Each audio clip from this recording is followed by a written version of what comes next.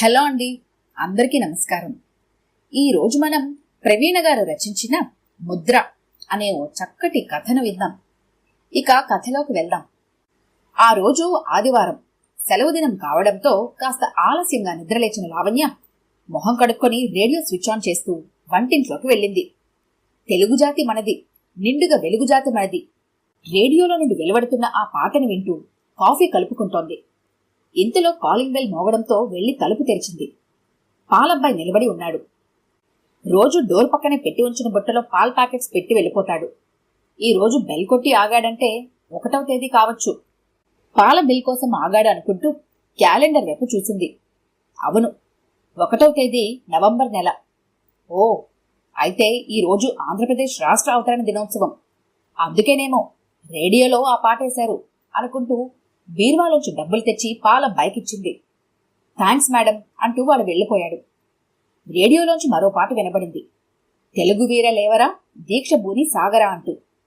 అసలే తెలుగు అభిమాని అయిన లావణ్య ఆ పాటకు పులకరించిపోతూ ప్యాకెట్లోని పాలు గిన్నెలోకి వంపి స్టవ్ మీద పెట్టింది. మళ్లీ కాలింగ్ బెల్ మోగింది. వెళ్లి తలుపు తెరిచింది. న్యూస్ పేపర్ ఆమె చేతిలో పెట్టిన పేపర్ కుర్రాడు. ఆంటీ, పేపర్ బిల్ డబ్బులిస్తారా అడిగాడు. ఆంటీ అన్న పిలుపు ఆమె చెవులకు కర్ణ కఠోరంగా వినిపించింది. ఇలా ఆంటీ మేడం అని పిలిచే బదులు ఎంచక్క అమ్మగారు అనో లావణ్య గారను పిలవచ్చు కదా అనుకుంది. ఆమె పేపర్ బిల్లు చెల్లించి లోపలికి వచ్చింది. రేడియోలో ఈసారి మరో పాట వినబడసాగింది. చెయ్యెత్తి జయకొట్టు తెలుగోడా, గతమెంతో ఘనకీర్తి కలవాడా. ఆహా, ఎంత చక్కటి పాటలు వేస్తున్నారు అనుకుంది. ఆ పాటలు ఆమె వీణులకు విందు చేస్తున్నాయి. ఆమెకు తన శరీరమంతా తెలుగు తేజంతో వెలిగిపోతున్నట్లుగా అనిపించసాగింది. అబ్బా లావణ్య, గందరగోళంగా ఏంటా పాటలు, కాస్త రేడియో ఆపే. సెలవు రోజున కాసేపు పడుకోనివ్వు విసుగ్గా అరిచాడు Bhaskar. Mom, can't you switch off the system? పిల్లలిద్దరూ ఒకేసారి అరిచారు. ఇక లాభం లేదనుకుని అయిష్టంగానే రేడియో ఆపేసి తన పనిలో తన నిమగ్నమైంది.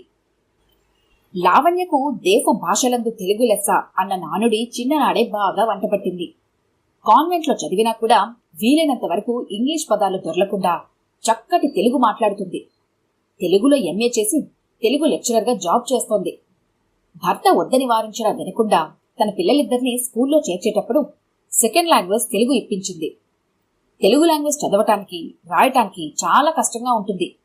ఇతర భాషల కంటే తెలుగు బోధించేవాళ్లు, పరీక్ష పేపర్లు దిద్దేవాళ్లు చాలా కఠినంగా వ్యవహరిస్తారు. వద్దు లావణ్య, బాగా ఆలోచించుకో, ఇది పిల్లల భవిష్యత్తుకు సంబంధించిన విషయం అని అతడు ఎంతో చెప్పి చూశాడు. కాని లావణ్య వినలేదు. నా పిల్లలకు నేను తెలుగు చక్కగా చెప్పగలను అన్నది సగర్వంగా. ఇక విధి లేక భాస్కర్ ఒప్పుకున్నాడు. ఇప్పుడు లావణ్య కొడుకు శ్రేయస్ స్టేట్ సిలబస్తో 10వ తరగతి, కూతురు శ్రావ్య సెంట్రల్ సిలబస్తో 8వ తరగతి చదువుతున్నారు. లావణ్య గోడ గడియారంలో టైం చూసింది. 9:30 అవుతుంది. గదిలోకి వెళ్లి పిల్లలిద్దరినీ లేపి ముఖాలు కడుక్కొని స్నానాలు చేయమంది. సెలవు దినం వల్ల టిఫిన్ ఏమీ చేయకుండా ఒకేసారి లంచ్కి వంటకాలు సిద్ధం చేయసాగింది. పనబ్బాయిని కూరలకని మార్కెట్కి పంపి వాడొచ్చే లోపల సున్నుండలు చేసి డబ్బాలో సర్దింది. మార్కెట్ నుండి కుర్రాడు తెచ్చిన గోంగూర నూనెలో వేయించి గ్రైండర్లో వేసి పచ్చిగా నూరి బాగా కరివేపాకు, ఎండుమిరపకాయలు వేసి గుమగుమలాడేటట్లు తాలింపు వేసింది. కోడి మాంసం కడిగి మసాలా బాగా దట్టించి కోడి ఎగురు చేసింది. అన్నం వండి పులిహోర కలిపి అన్నింటినీ డైనింగ్ టేబుల్ మీద సర్దిపెట్టింది. పని పూర్తవగానే తను వెళ్లి స్నానం చేసి వచ్చేసరికి 1 గంట అయింది. మామ్, ఆకలి దంచేస్తోంది. What's there to eat? పిల్లలిద్దరు డైనింగ్ టేబుల్ పైన ఉన్న డిషెస్ మూతలు తీసి చూశారు. ఇవన్నీ ఏమిటి మమ్మీ? ఏ చికెన్ బిర్యానీయో చేయొచ్చు కదా, హాలిడే మూడంతా పోయింది విసుగ్గా అన్నాడు శ్రేయస్. అవన్నీ ప్రతి సండే చేసేదే కదా, వెరైటీగా ఉంటుందని ఈరోజు ఇవి చేశాను. చాలా రుచిగా ఉంటాయి, తిని చూడు అన్నది లావణ్య. నో వే మమ్మీ అని అక్కడే ఉన్న భాస్కర్తో, daddy can I order my lunch from pizza corner అన్నది శ్రావ్య. భాస్కర్ సరేనన్నట్లుగా తల ఊపాడు. ఒకవేళ తన ఫుడ్ పార్సల్ వద్దన్నా కూడా వాళ్ళు ఈ వంటకాలు తినరని అతనికి బాగా తెలుసు. తను ఎంతో కష్టపడి చేసిన వంటలు పిల్లలు తినకపోవడంతో చిన్నబుచ్చుకున్న లావణ్య ఏదో గతికినట్లుగా తిని అన్ని డిష్లు ఫ్రిడ్జ్లో సర్దేసింది. అవి రేపు పని మనిషి పాలేనని తెలుసు. ఆ తర్వాత కాసేపు నడుము వాలుద్దామని పడగ్గదులకు వెళ్లబోయిన లావణ్య కాలింగ్ బెల్ మోగడంతో వెళ్లి తలుపు తెరిచింది. తన స్నేహితురాలు లత పిల్లలతో వచ్చింది. ఈ రోజు సెలవు కదా, నువ్వు పిల్లలు ఇంట్లోనే ఉంటారని వచ్చాను అన్నది.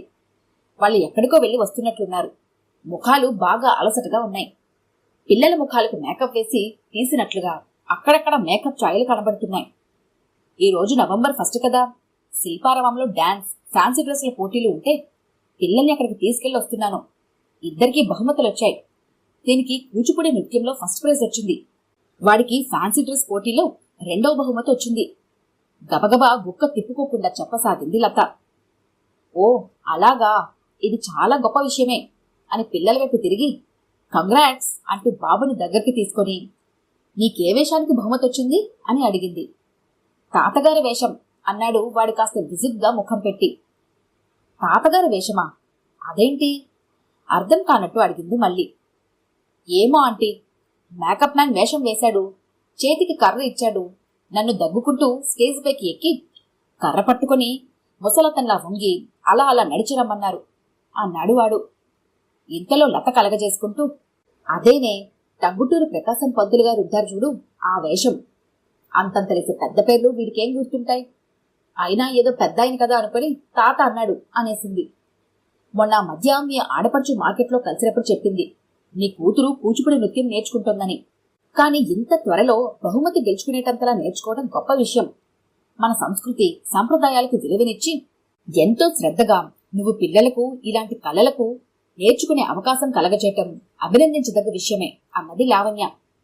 ఆ సంస్కృత పాడా, పోయిన ఏడాది ఈ పోటీల్లో నీలమ కూతురికి మొదటి బహుమతి వచ్చిందని, ఎంత గొప్పలు పోయిందని, దాని పిల్లల కంటే నా పిల్లలకేం తక్కువ పోయిందని. అందుకే వెంటనే నేను దీన్ని డాన్స్ క్లాస్లో చేర్చాను. 6 నెలలు ఈ బహుమతి కోసం అహోరాత్రులు ప్రాక్టీస్ తీసుకెళ్లాను. డాన్స్ మాస్టర్లకు బోలెడు డబ్బు గుమ్మరించాను. ఆఖరికి నా కష్టం ఫలించింది అన్నది లత. ఈ మాటలు విన్న లావణ్య బిత్తరపోయింది. అంటే డాన్స్ నేర్పింది పేరు కోసం, గొప్ప కోసం అన్నమాట అనుకుంటూ పాపని దగ్గరికి తీసుకొని, అయితే డాన్స్ నేర్చుకోవడం నీకిష్టమేనా పాప? చాలా కష్టపడి ప్రాక్టీస్ చేసినట్టున్నావు అని అడిగింది. లేదాంటీ, నాకు ఈ డాన్స్ చేయటం చాలా కష్టంగా ఉంది. 6 నెలలుగా నేను స్కూల్కి సరిగ్గా వెళ్ళలేకపోయాను. దానివల్ల ఏ లెసన్స్ చదివినా సరిగ్గా అర్థం కావటం లేదు. వచ్చే వారం నుండి హాఫ్ ఇయర్లీ పరీక్షలున్నాయి. ఎలా రాయాలో తెలియడం లేదు అన్నది దిగులుగా. ఈ పసిముఖంలో బహుమతి గెలిచానన్న సంతోషం కంటే పరీక్షలు ఎలా రాయగలనో అన్న టెన్షన్ ఎక్కువగా కనబడుతోంది.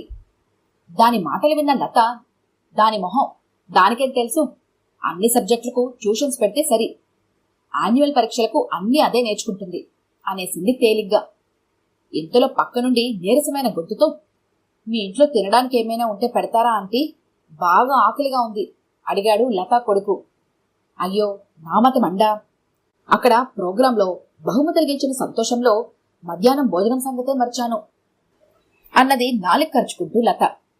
ఆకలితో శోష వచ్చి పడిపోయే స్థితిలో ఉన్న ఆ పిల్లలిద్దరికీ అంతకు ముందే తన ఫ్రిడ్జ్ లో పెట్టిన కూరలు పులిహోర మైక్రోవేవ్ లో వేడి చేసి నిమిషాల్లో వడ్డించింది లావణ్య. వాళ్ళెంత ఆకలిగా ఉన్నారో గాని పెసర కూడా మిగిల్చకుండా అంతా తినేశారు. తను కష్టపడి వండిన వంటలు అలా సద్వినియోగం అయినందుకు సంతృప్తి పడింది లావణ్య. ఆ తరువాత కాసేపుండి లతా వాళ్ళు వెళ్ళిపోయారు. సమయం 5 అయింది. ఈ రోజు సాయంకాలం రోజులా ఆడుకోవడానికి పిల్లలు బయటికి వెళ్లనట్టున్నారు అనుకుంటూ వాళ్ల గదిలోకి వచ్చింది. ఇద్దరూ చెరోమూల కూర్చొని చదువుకుంటున్నారు. గదిలోకి వచ్చిన తల్లిని చూసి శ్రేయస్, మమ్మీ కాస్త ఈ మదర్ తెరీసా పాఠం చెప్పవు, చాలా కష్టంగా ఉంది అంటూ పిలిచాడు. లావణ్య వాడిచ్చిన పుస్తకం తీసుకుని చూసింది. అది తెలుగు పాఠ్య పుస్తకం. ఆమె 2 పేజీల వరకు చదివి శ్రేయస్ని కూడా చదవమన్నది. చాలా కఠినమైన భాషలో క్లిష్టమైన పదాలతో ఉన్న ఆ పాఠాన్ని వాడు సరిగ్గా చదవలేకపోయాడు. ఆమె కొన్ని పదాలు డిక్టేషన్ ఇచ్చింది. అన్నీ తప్పులే రాశాడు. మదర్ తెరీసా అసలు పేరు, ఆమె పుట్టిన దేశం 100 సార్లు ప్రాక్టీస్ చేయమని చెప్పి బయటకు వస్తుంటే వాడు ఉక్రోషంగా, what the hell is this, ఈవిడ అసలు ఎందుకు పుట్టిందో, ఆవిడ గురించి ఎందుకు చదవాలో అన్నాడు కసిగా. ఆ మాటలు విన్న లావణ్య గిరుక్కున వెనక్కి తిరిగి వాడి చెంప మీద చాచి కొట్టింది. ఆ దెబ్బతో శ్రేయస్ కళ్ళల్లో నీళ్లు గిర్రున తిరిగాయి.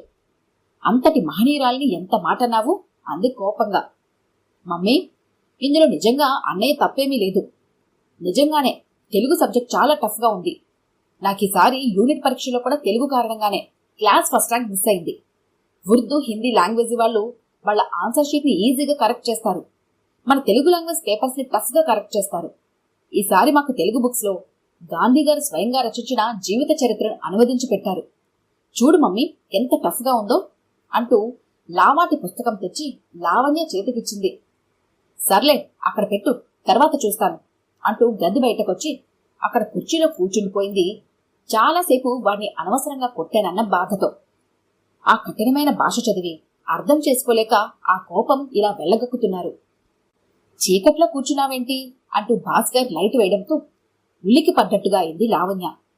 ఆమె ఉలికిపాటుతో లేవడం వలన ఒళ్ళో ఉన్న పుస్తకం కింద పడింది. ఆమె దాన్ని చేతిలోకి తీసుకుని తిరగేసింది. అందులో మదర్ తెరిసా, కృష్ణానది, టెలివిజన్, మామిడి పండు, జగదీష్ చంద్రబోస్ ఇలాంటి పాఠ్యాంశాలే ఉన్నాయి. హిస్టరీ, జాగ్రఫీ, బయాలజీలో తప్పనిసరిగా చదువుకునే పాఠ్యాంశాలే తెలుగు భాషా బోధన పుస్తకంలో పెట్టాలా? మిత్రలాభం, మిత్రభేదం, భాగవతం, రామాయణం, మహాభారతంలోని కథలు పెట్టి పిల్లలకు ఉత్సాహం కలిగేలా సరళంగా బోధిస్తే ఎంత బాగుంటుంది. ఆ ఏడు శ్రేయస్ 10వ తరగతి తప్పాడు. అన్ని సబ్జెక్టుల్లోనూ 80% మార్కులు తెచ్చుకొని తెలుగులో 1 మార్కు తక్కువ రావడంతో తప్పాడు. తనకున్న మాతృభాషాభిమానమే ఈ పరిస్థితికి కారణమేమోనన్న గిల్టీ ఫీలింగ్ ఆమెను మరింత బాధ పెట్టింది. ఇందులో నీ తప్పేమీ లేదు లావణ్య. మాతృభాషను నీ పిల్లలు నేర్చుకోవాలన్నది సదుద్దేశమే. కానీ భాషా బోధనకి సంబంధం లేని పాఠ్యాంశాలు, అతి కఠినమైన పదజాలం ఉపయోగించి పిల్లల మానసిక స్థైర్యాన్ని దెబ్బతీస్తున్నారు. సరళమైన భాషతో మళ్లీ మళ్లీ చదవాలనిపించే పాఠ్యాంశాలను పొందుపరిచి భాషాబోధన పుస్తకాలను ప్రచురించేటట్లుగా శ్రద్ధ వహించి మన విద్యాశాఖ ఆ పుస్తకాలను విద్యార్థులకు అందిస్తే ఇక ముందు ఇలాంటి సమస్యలు కలగకుండా నియంత్రించవచ్చు. ఈ సమస్య మనం ఒక్కరిదే కాదు, ఎంతో మంది విద్యార్థులు, వాళ్ళ పేరెంట్స్ ఇలాంటి సమస్యను ఎదుర్కొని ఉంటారో ఆలోచించు అని ఎంతగానో నచ్చచెప్పాడు. శ్రేయస్ ని ఇన్స్టెంట్ ఎగ్జామ్స్ కి ప్రిపేర్ చేయిస్తూ అలాగే తెలుగు సబ్జెక్టుపై పేరుకుపోయిన భయాన్ని తొలగించడానికి కౌన్సిలింగ్ కి తీసుకెళ్లసాగారు. కానీ అంతలోనే ఆ 10వ తరగతి ఫలితాలు % బాగా తగ్గడంతో ఎడ్యుకేషన్ డిపార్ట్మెంట్ వారు ఒక సబ్జెక్టులో ఫెయిల్ అయిన స్టూడెంట్స్ కి 5 గ్రేస్ మార్కులు కలపాలని నిర్ణయించుకోవడంతో అదృష్టవశాత్తు శ్రేయస్ గట్టెక్కాడు. అంతే, ఆ తర్వాత అతనెన్నడూ చదువులో వెనుతిరిగి చూడలేదు. ఇంటర్లో సంస్కృతం సెకండ్ లాంగ్వేజ్గా తీసుకుని 97% మార్కులు తెచ్చుకొని ఆ పర్సంటేజ్తో బిట్స్ పిలానీలో సీటు సంపాదించాడు. అతను చిన్ననాడు తెలుగు భాషా బోధనలో చదివిన మామిడి పండు, కృష్ణానది, టెలివిజన్ ఇలాంటి పాఠ్యాంశాలు ఎంతవరకు దోహదపడ్డాయో తెలియదు గాని విద్యాభ్యాస కాలంలో 10th తప్పిన స్టూడెంట్ అన్న ముద్ర మాత్రం పడింది. ముందు కురికే కాలంలో శ్రేయస్ ఎన్ని విజయ సోపానాలు అధిగమించినా అతనికి ఆ ముద్ర తాలూకు మచ్చ లీలగా కనబడుతూనే ఉంది. ఈ కథ కనుక మీకు నచ్చినట్లయితే లైక్ చేయండి, షేర్ చేయండి. మరిన్ని ఇంట్రెస్టింగ్ కథల కోసం మా ఛానల్ని తప్పకుండా సబ్స్క్రైబ్ చేసుకోండి.